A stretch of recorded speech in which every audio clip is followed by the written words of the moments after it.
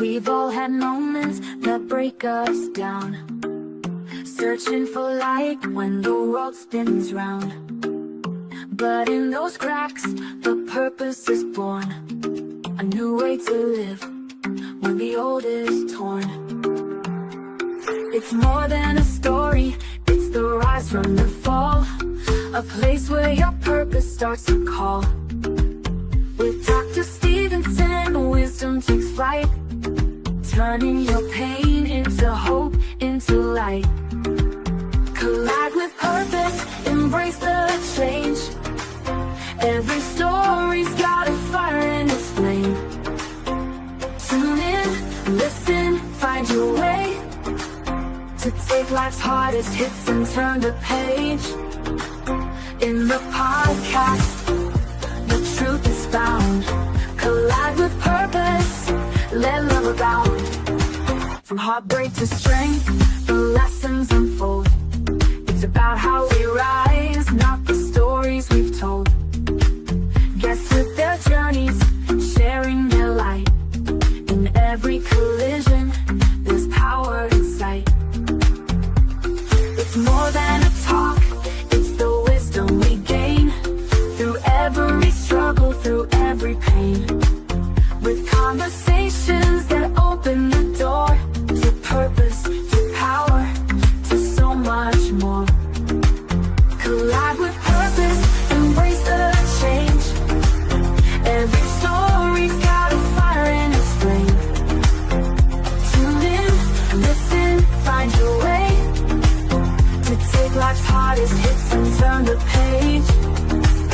In the podcast, the truth is found. Collide with purpose, let love abound. So come as you are, with your scars and fears. This is the place where the truth appears. Turn your trials into stepping stones. Find the strength to claim your throne. Collide with purpose, embrace the change. Every story's got a fire in its flame. Tune in, listen, find your way to take life's hardest hits and turn the page. In the podcast, the truth is found. Collide with purpose, let love abound. A collision with purpose, your journey starts here. In every conversation, we'll wipe away fear. Find your purpose, let your life ignite. With Dr. Stevenson, you'll find your light.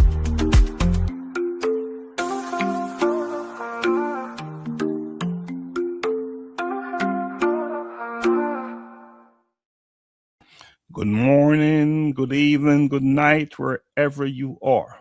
Welcome to Life-Changing Conversations to Inspire Actions. I am Dr. Laxley Stevenson. Some people are called to comfort. Others are called to clarity. But there are those who are called to crisis, to moments when fear is high, time is short, and lives hang in the balance. Tonight's conversation lives in that space because leadership is not always revealed in boardrooms or applause. It is often revealed in emergency rooms, hospital corridors, and silent moments beside a hospital bed.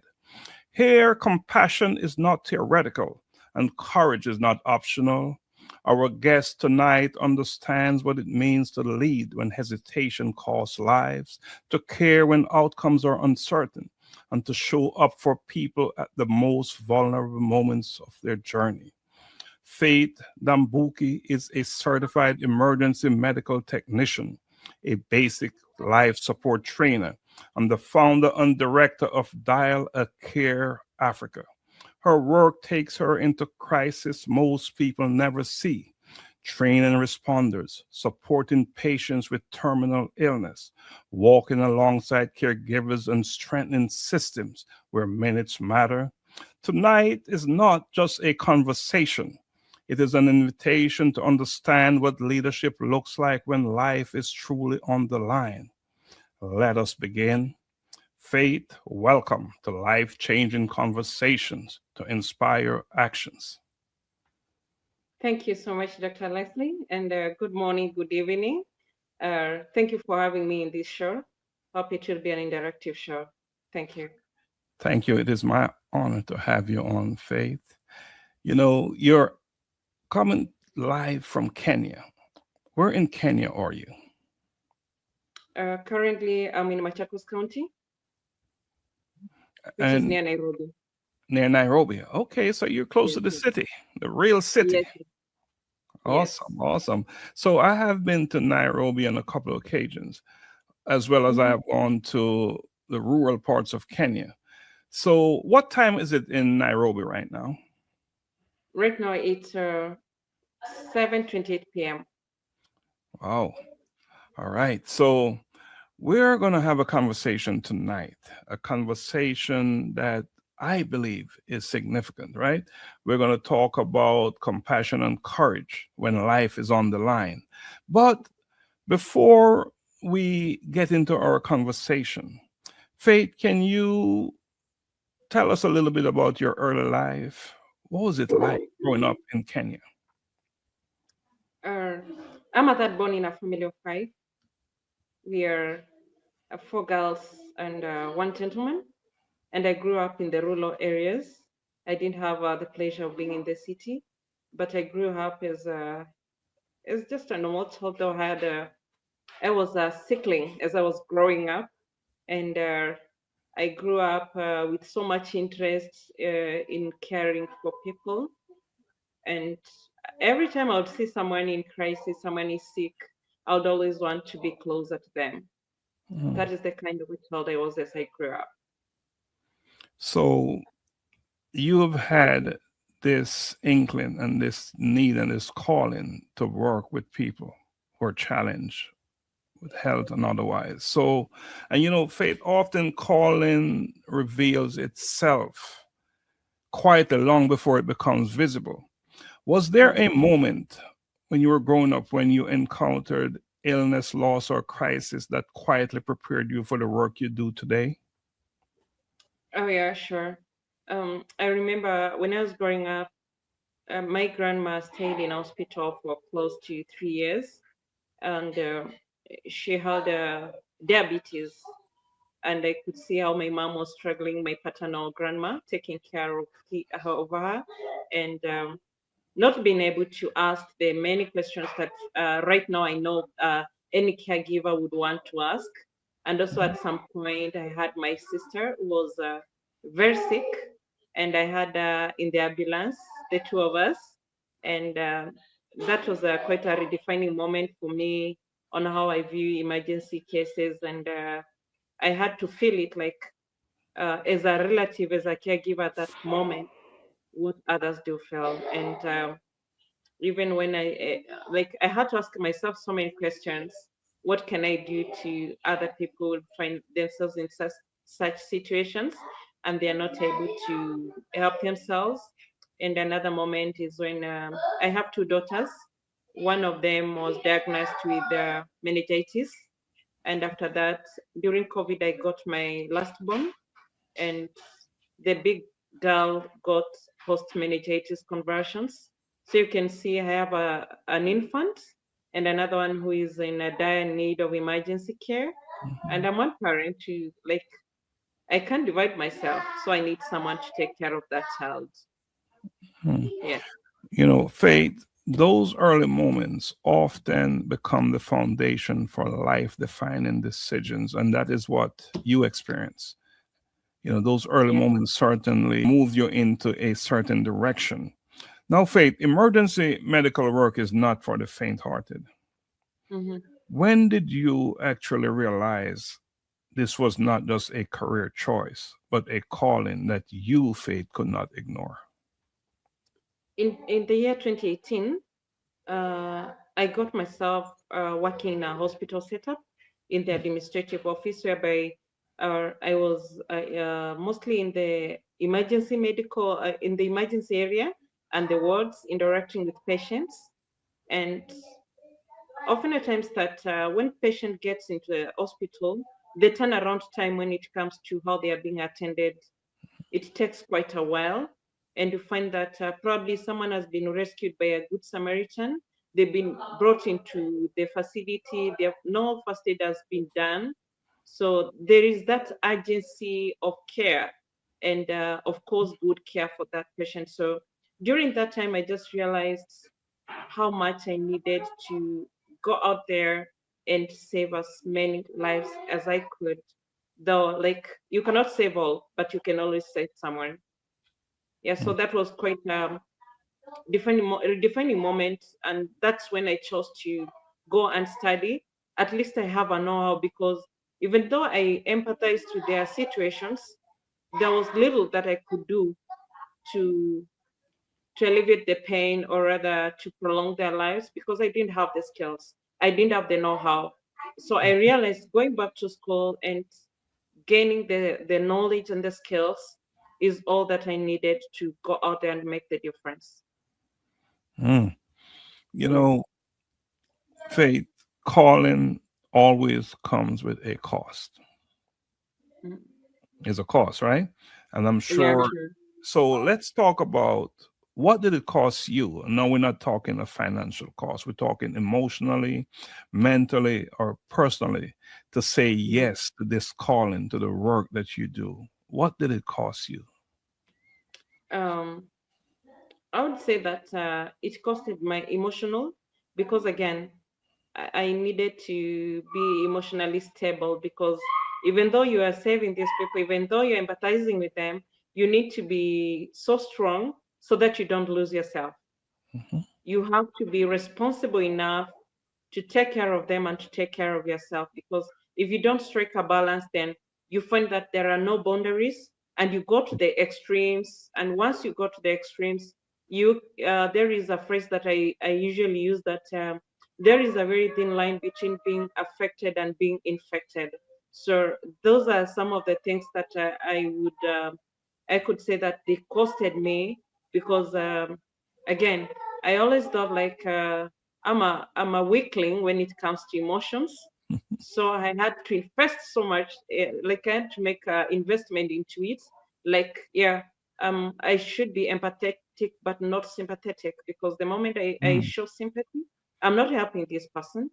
And I had to be responsible enough to do what I have to do when I'm called to do. You know, Faith, I want you to talk a little bit about the difference between being empathetic and sympathetic. Can you dive a little bit deeper into that, please? Yeah, you see, now when you're empathetic, is that yeah, you can feel for them.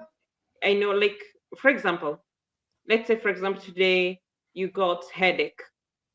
I don't know exactly how that headache is, Mhm. how much the pain it is, but I can come there and say, yeah, I know you're going through this, but you're gonna get over it, without now, like, how do I put it, like showing so much emotions. I can come there and start telling, oh, you got this headache. This headache is so bad. You know, I'm not, I'm not really encouraging you, but I'm letting myself be carried away by the emotions of what you're feeling. But when you're empathetic, you just associate with what they are going through. You just want to show them, yeah, I'm here for you. I might Mm. not feel what you're feeling, but I'm here. I'm gonna listen. I'm gonna, yeah, I'm gonna help where I can. Mm. So there are limits. There are limits that you must Yeah, abide by. There are yeah, limits, and that is where the empathetic, as opposed to being sympathetic, comes into play. Now, Faith, exactly. once the call is answered and you have answered the call, leadership is tested under pressure. Yeah. In emergency response, Mm, hesitation can cost lives. mm. How did you learn to make decisive calls, decisions when the pressure is intense and the margin for error is so thin? I would say uh, leadership is not loud. Mhm. It calls for calm in chaos. Um, it calls for clarity when under pressure, and that is what I've learned. Like, yeah, I'm under pressure, but I have to do what is right at that point. Mhm. because of course we have our own protocols that we follow. But when I get to the scene, what do I have to address? This person is bleeding. I have to address the bleeding first and then do the other thing later. I don't have to come and start now shouting. No, I have to do what it takes me to do and arrest the situation. And that's I'm telling you that it is calm at that point that counts. You Mm, have to maintain your calm and just know that human life matters in that second. mm. So Yeah, you being don't take a lot of time.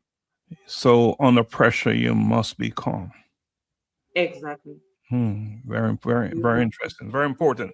So, crisis, and you live in that space. Crisis has a way of teaching lessons no classroom can ever teach sure. us, right? Yeah. What crisis has taught you about leadership that no leadership book or formal training ever could?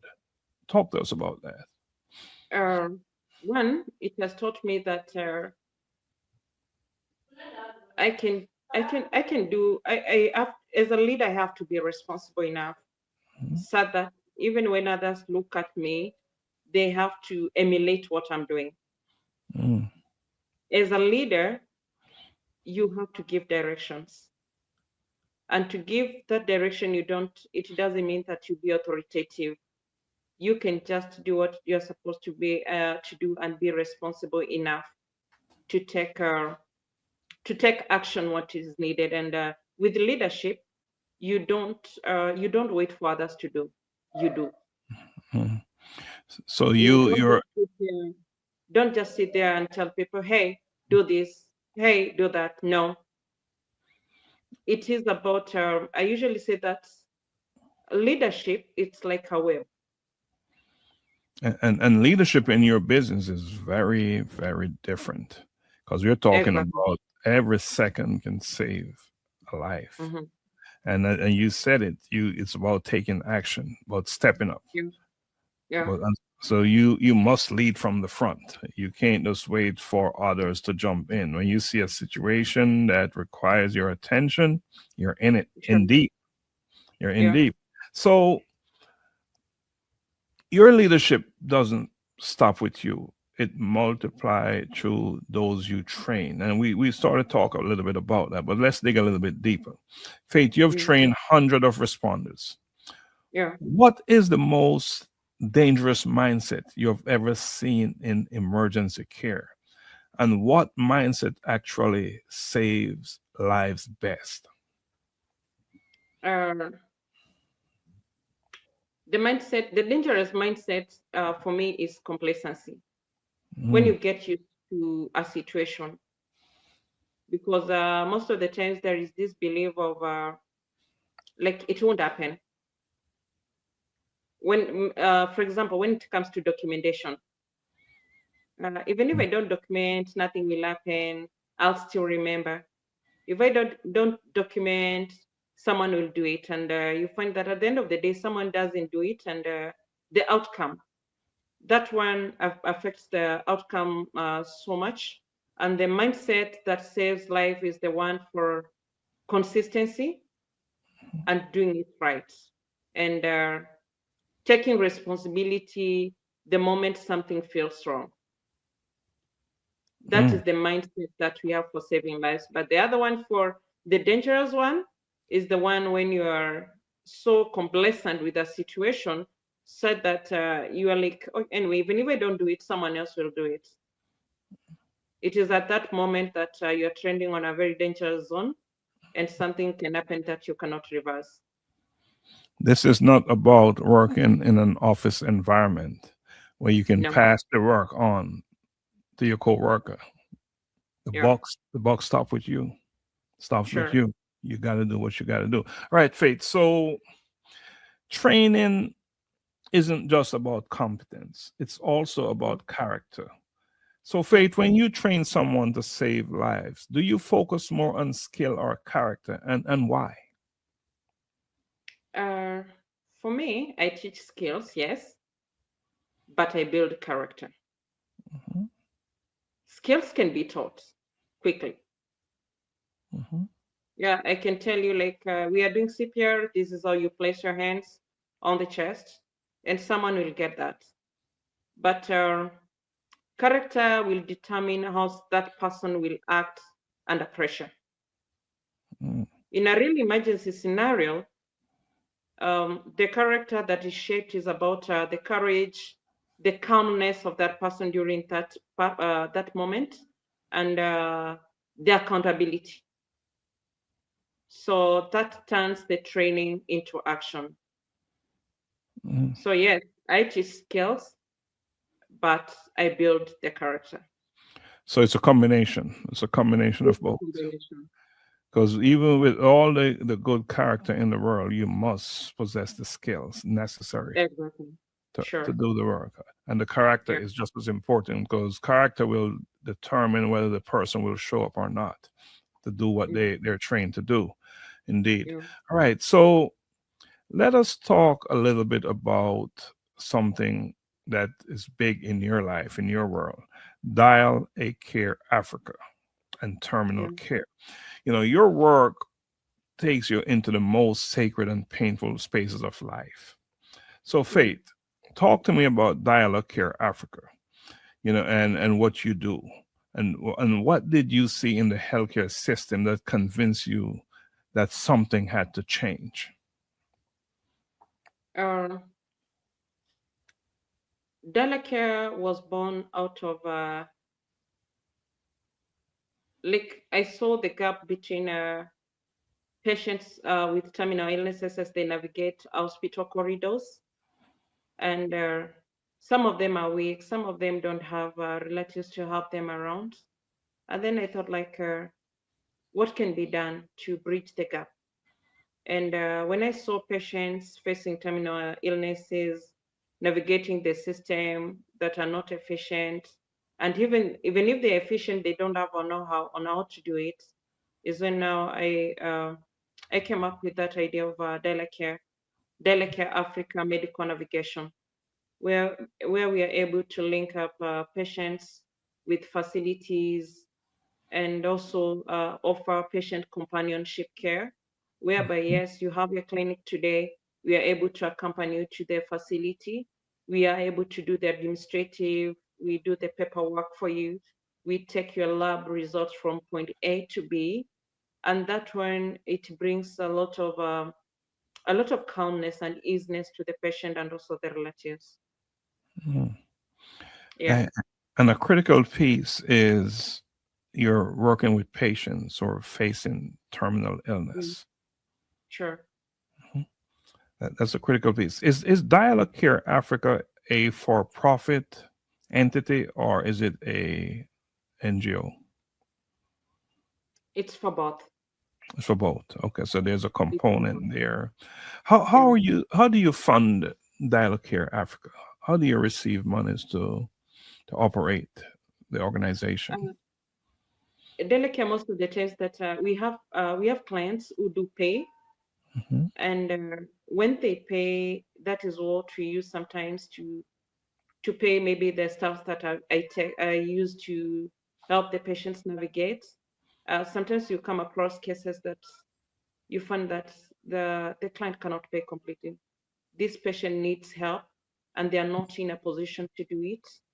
So you have to do what it takes for them to be helped. So sometimes I have friends who come on board and they chip in and they give donations toward the Hmm. same. And when I can't, there are times I have to get into my pockets and do it In your because you pockets. find that, yeah, there are times that we accompany a patient to the hospital and we have to provide them with a meal. So Mm, sometimes you have to cook that meal and be with them and remember it's a whole day. It's a mhm. whole day affair because you also want to make them feel comfortable. So Right. yeah. So there is a money making component, but the monies that you make is sometimes used to take care of the patients who cannot afford to pay. So in other words, what I'm hearing is that you don't really refuse patients; you take them on. Yes, yes, yes. Awesome, awesome. Well, continue to do the work you do there. That is essential thing you're doing in the society that you live in that ecosystem, because there are so many individuals who are not able to afford healthcare in Kenya and everywhere else for that matter, not just Kenya. That is a global problem, right? So, Mhm. what is interesting to me, Faith, is that your organization, you're working with people at the end of their life. And Yeah. that, I imagine, requires a different kind of strength. How, Faith, how do you sit with people who are facing the end of life without losing your own emotional grounding? Dr. Leslie, I will tell you this. I don't try to fix what I can't fix, Hmm. or rather, what cannot be fixed. I focus on the process, and I've learned grounding comes from acceptance. I accept what they are going through, and I accept that there is nothing much that I can do. So I'll only try and do what I can do. I draw boundaries, and yeah, I live with that purpose. And I remind myself that being calm and during that situation, because I know, like another person, I'm a human being. I have my moments to break down, but I remain calm. I remain honest with myself and also with them, and I show a steady form of care to them, to both the patient and the relatives, and I carry the empathy that Hmm. I carry it as an as a not as a ownership. I don't own it, but it is an outcome of the care that I give. Mm. Yeah, the Mm. empathy, I don't own it completely. It's the outcome of the care that I give. So your professionalism, really, you rely on that heavily. It guides you Exactly. in, Yeah. because it's easy to fall apart and to get caught up Yeah. in a situation, to see someone, and it is very likely that you become attached to your patients as Yeah. well. Yeah. So. But I must also admit to you that I myself, I also have to go for therapies. Mhm. Yeah, I have to. I usually go to therapies and I open up to different people that I open to. And if I feel that a situation is overwhelming, even after attending to a patient, sometimes you lose them. You save some, you lose some. So Mhm. that is a very important thing that we have to admit that even us ourselves, we need help and we must seek it. Mhm. We need to remain relevant in this profession. And I'm glad you brought it up, because behind every patient is a caregiver, and caregivers, they carry a silent burden. They Yeah, carry a silent burden. Caregivers often carry trauma quietly. yeah. What is the emotional truth about caregiving that society rarely acknowledges? Society, first of all, I want to tell you something that I've realized over a period of time. Uh, a relative is not ideally a caregiver, even though they are primary caregivers, Mm. and they carry those silent battles, and they grieve silently, something that society overlooks.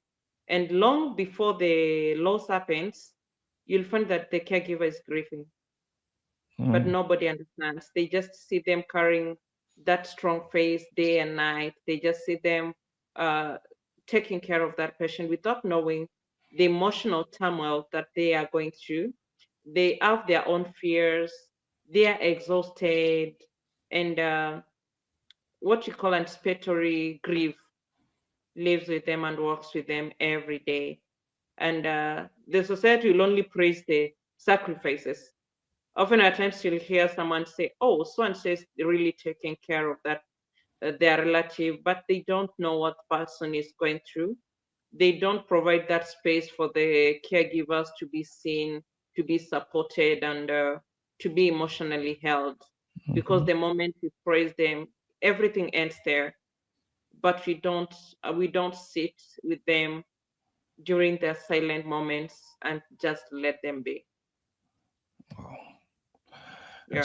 that's powerful. I think this is a good time for us to take a quick break, and then we'll come back. We'll continue our conversation. Is that okay? Thank you. All right. Okay. I'm a boy kid, I'm a boy kid. I'm a boy kid, I'm a boy kid. I wake up in the morning and I praise the Lord. I thank Him for His protection and I walk in His steps, declaring that today's provision is set up for me. I love God and I love my friends. Yeah, I'm a bold kid. I'm a bold kid. I'm a bold kid. I put on my armor and I read His word, blessing come out of my mouth. Cause I know to whom I belong, I am bold for Christ. Holy Spirit dwelling within me, carrying His presence wherever He sends me. I'm a bold kid, I'm a bold kid. I'm a bold kid, I'm a bold kid. Loving others as He told me to pray for healing, miracles to see, knowing my identity in Christ, He is in me. I am a bold kid, He loves me, standing firm on His word, proclaiming everything I heard, not afraid because He is with me. Be bold.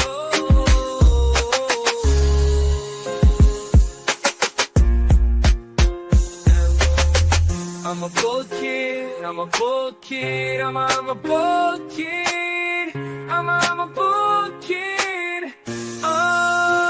Put on my armor and I read His word, blessing come out of my mouth. Because I know to whom I belong, I am bold for Christ. Holy Spirit dwelling within me, carrying His presence wherever He sends me. I'm a bold kid, I'm a bold kid. I'm a bold kid, I'm a bold kid. Welcome back to Life Changing Conversations to Inspire Actions. I'm having a conversation with Faith Ndambuki, and we're talking about leadership, compassion, and courage when life is on the line. Welcome back, Faith. Thank you. All right, so let us talk a little bit about mental well being and caregivers, right? Yeah, Because, sure. as we said earlier, every patient is often given a caregiver, and you explained that very well about Mm. caregivers. So, what I would like you to do is to pick up on that conversation, and let's talk a little bit about support in crisis. Yeah. Because support must also, even crisis, must also protect dignity. So, Yeah. Faith, how do you and your organization help families navigate hospitals, uncertainty, and grief while still preserving dignity and humanity? Um, that is quite a very sensitive question, Dr. Leslie, because here we are talking about terminal illnesses, we are talking about end of life care, Hmm? which is inevitable. And one thing I do is to guide families with clarity, honesty, and communication. Those components are so key, and with respect, always respect the family and the caregiver, the patient. You have to respect their wish. If they don't want the issue being talked about, don't talk about it. That is one Hmm. thing I keep on telling people. And over a period of time, what I've learned when I'm taking care of a patient with terminal illness, most so some of them who are facing end of life, you don't discuss with them about their illness at that point. Hmm. Or even another patient who is facing terminal illness, don't sit with them and start discussing about their sickness. Try and divert that to a more positive conversation. Hmm. Hmm. Just try to find out, like, if with the current situation, maybe the current events in the country, something you might also be able to find out what they love doing mostly, engage them at that level. And while at it, and you are helping that family, it is important to know that as you help them to make such decisions when it comes to end of life, you must do it with a lot of professionalism. Mhm. We normally say that in the patient's charter, their reports and their medical history remains confidential. Mhm. It is not for you to disclose important information to every family member who comes your way. No, you're not protecting them. Mhm. You are not upholding the the medical kind of you're not upholding professionalism at that point, and you'll find that you are hurting the families more. You are hurting the families more. So I would say that emergency and end of life care is not just about treatment. Mhm. It's more about presence and preserving humanity when it matters most. And it is at that point it matters most. Interesting. Interesting. Yeah, it is at that point that it matters most. Mhm. Yeah. And so to suppress your emotional state and focus more on, I mean, the professional that you're sworn to be is so important. Yeah, and I usually tell people you don't need to say anything. Just stand there. Mm. Your presence will be felt. Stillness is powerful at times.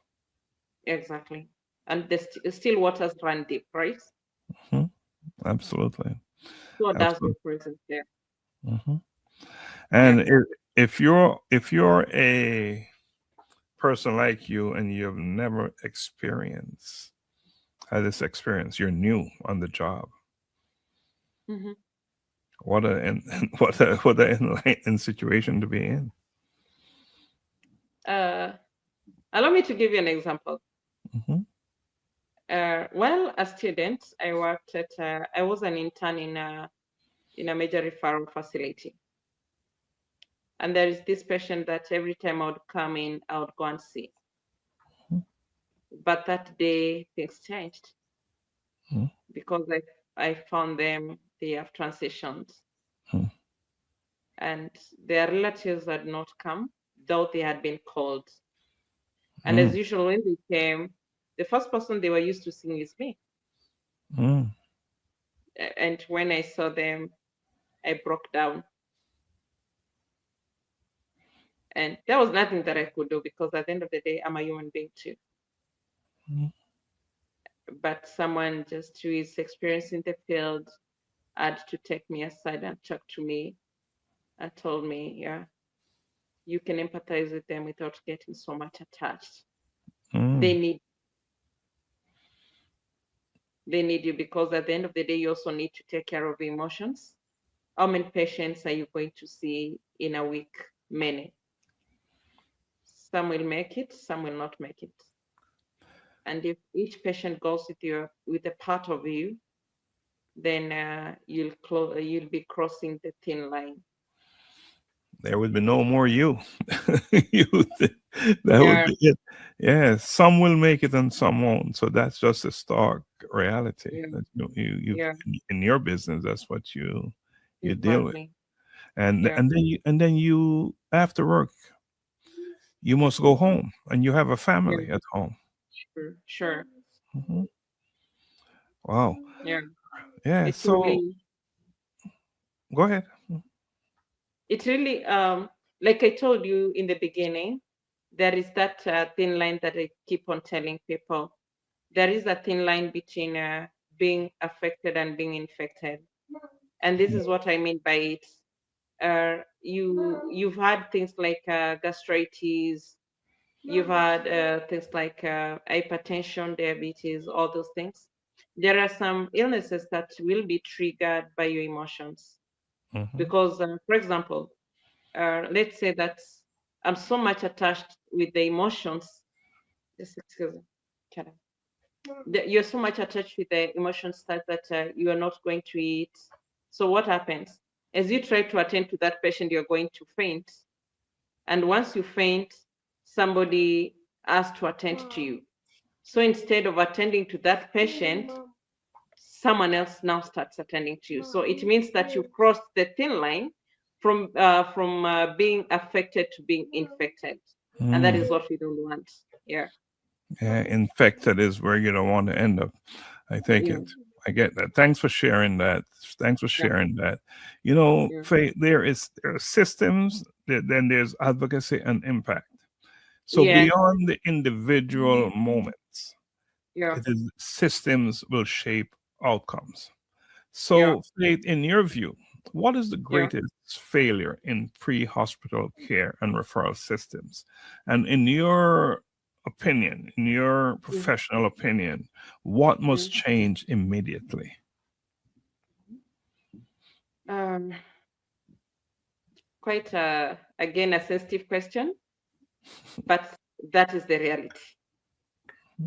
We have failure in the systems, and this is what I've realized, that patients move through emergencies without clear coordination, without shared information or accountability. Most of the times you'll find a patient and you'll ask them, what has the doctor said? And they'll tell you, the doctor has not said anything. So it means that they don't have a clear information of what is happening to them. Mm, Yes, and most of the patients, they don't know that they have right to information. They have right to ask questions. Like, if you come to me, you unwell, it is my responsibility to explain to you what is happening to you and what should be done to you. But that doesn't happen. So I think what must change immediately is the real-time communication. Real-time communication, because if we get real-time communication, we'll avert so many things and have structured referral pathways. If we are communicated, this patient needs ABCD, we refer to the next facility that is able to handle that case. So no patient, so that we don't get in patient lost in between the scene, the ambulance, and the hospital when it comes to emergency care. mm. Yes, Communication is always critical in everything we do. exactly. And Yes. no more so in a situation where Yeah, lives are at risk. Our lives exactly. can be safe. Communication is critical. So, Yeah. Faith, impact is not only measured by lives saved, but also by Mm. systems transformed, right? Yeah. So, when you think about long term impact, what Yeah. legacy are you intentionally building through Dial a Care Africa? What legacy are you intentionally building? I'm building a legacy where the access to emergency care is guided. Mhm. It's so clear that it's crystal clear of what is needed to be done. It is well coordinated, and it upholds human morals. Like, yeah, we are safeguarding human dignity through that.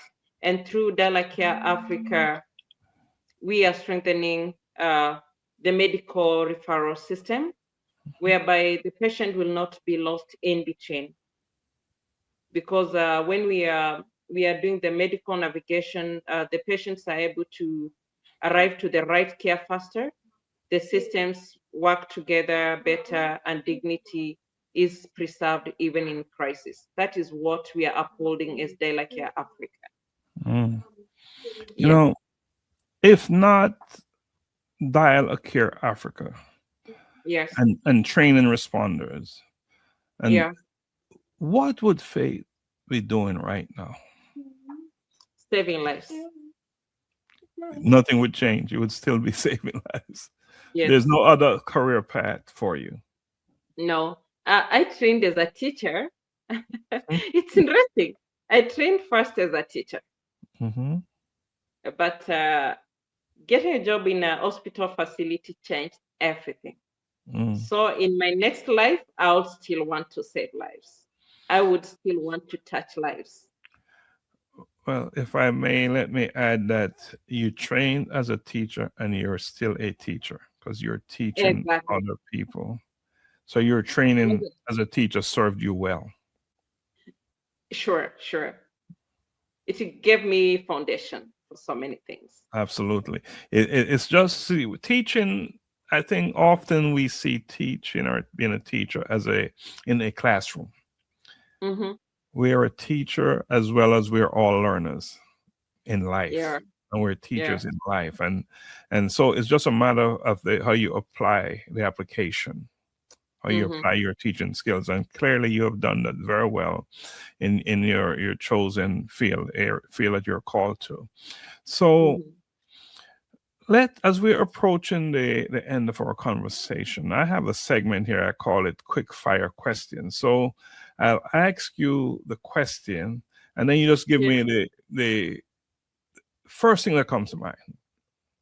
Right? Okay. So faith, crisis, or comfort, which one truly reveals leadership?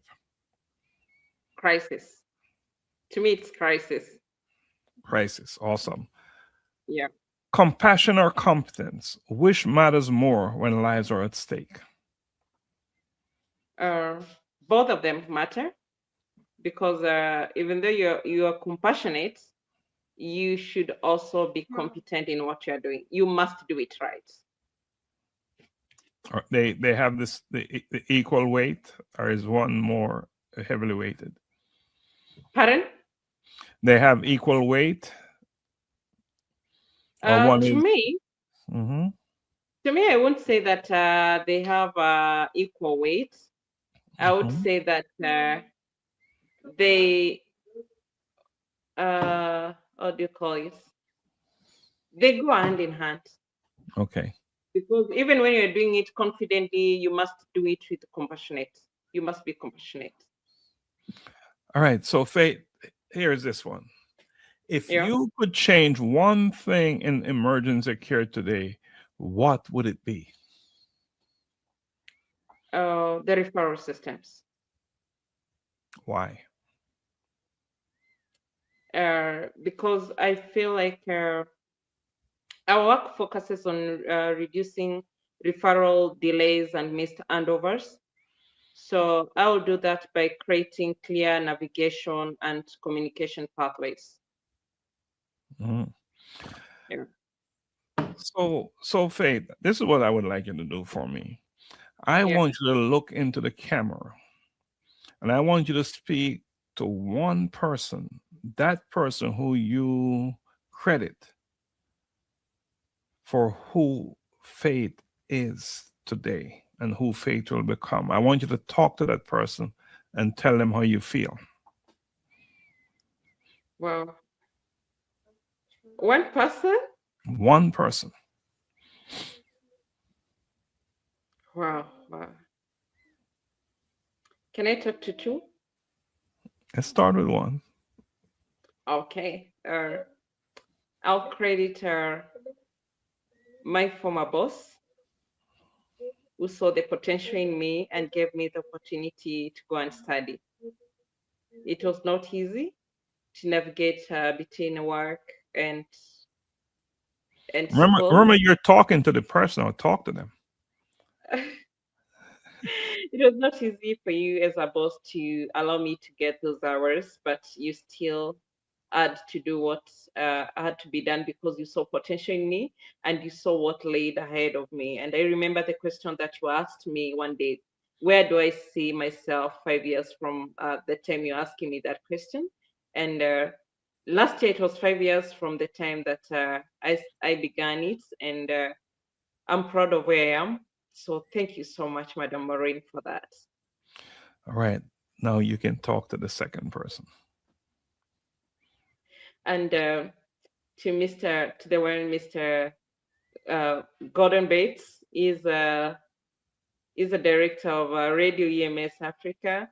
I'm so happy that you gave me opportunity to feature in one of your radio shows, and you built my character from that point, and you kept on encouraging me to keep on going. And even as it is now, you're always rooting for me. So thank you so much, sir, for that. Awesome. And I say thank you to both of them for what they did for you. So now you're doing it for others. So we Yeah. credit them and we honor them both for that.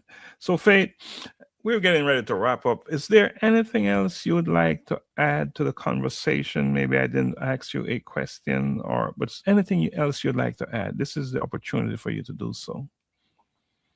I would like to speak to caregivers. It is okay to feel overwhelmed. It is okay to feel those emotions. Remember, before you're a caregiver, you're a human being. We Mm, see you, we hear you, and I just want to tell you that if no one told you this, I appreciate you for the work that you are doing. Uh, I want to applaud you for taking care of that patient who is at their vulnerable moments, because without you, they could not do all that. So for me, is God bless you. Keep doing it, and keep holding on. And to the patients who are battling terminal illnesses, the battle is not over. You're stronger than you believe, and just keep that positive mindset. Every day is a blessing. Every moment that you live, just remember that you're conquering, and things gonna be all right. If not today, tomorrow is still another bright day. And thank you so much for Coalition with Purpose for this opportunity.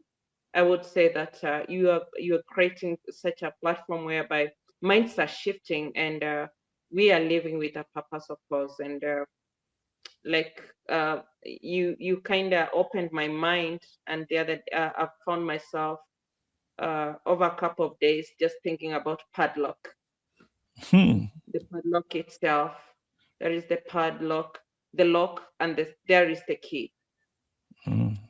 So are we ready to unlock our mindsets? You cannot shift when your mind is still locked. So kindly live with the purpose, unlock the potential in you. Thank you. And you know, Faith, you know, what is so powerful about the padlock is that you have the key. Oh yeah, sure. Yeah, so it's really a matter of being proactive in your life and making Hmm. that decision that I am no longer imprisoned by anything or anyone, and especially in my mind, right? So that is another conversation. So, Yeah, Faith, as we close, and to yeah, anyone who's listening and watching this mm, broadcast, yeah. one truth should remain very clear, and that is crisis does not create character, it Hmm. reveals character. Sh- Sure. Leadership shows up when decisions are hard, and I've been listening to you, and it is evident that it's showing up in your life. Your leadership shows up because of the work that you do, and that compassion shows up when outcomes are uncertain, Mm, and you work in an environment where outcomes are always uncertain. mm, Courage shows up when there is no guarantee, only responsibility. yes. And to anyone out there listening again, what we have heard tonight is not a story of titles or recognition. It is a testimony of service, resilience, and presence in moments where humanity matters most. I want to extend my sincere thanks to you, Faith Ndambuki, for sharing your journey, your courage, and your unwavering commitment to life centered care. Faith, understand and know that your work reminds us that leadership is not always loud, but it is always costly. Yeah. And this is exactly why this space, a collision with purpose movement, and life changing conversations to inspire actions, exist. We don't have passive conversation or passive listening. Everything we do here is about purposeful movement. Yeah. So, unless you have something else to say, I'm going to say goodbye. You have the last word? Thank you so much again for having me. And I would still want to thank Elizabeth Sitterer for having me. She has been my friend for the longest. Even when I was a teacher, when I was training as a teacher, she inspired me a Mm. lot, and she walked the journey with me. She's one girl she's a strong woman, and just to say that we are here, we'll still keep on having this conversation. I'm so passionate about mental health, more so when it comes to patients with terminal illnesses and the caregivers. Let's keep it locked here for more informative segments to come. Awesome, awesome. Again, so join me next week as we continue these conversations that challenge, awaken, and call us to act. Until then, good night. Until we meet again, blessings always. Blessings.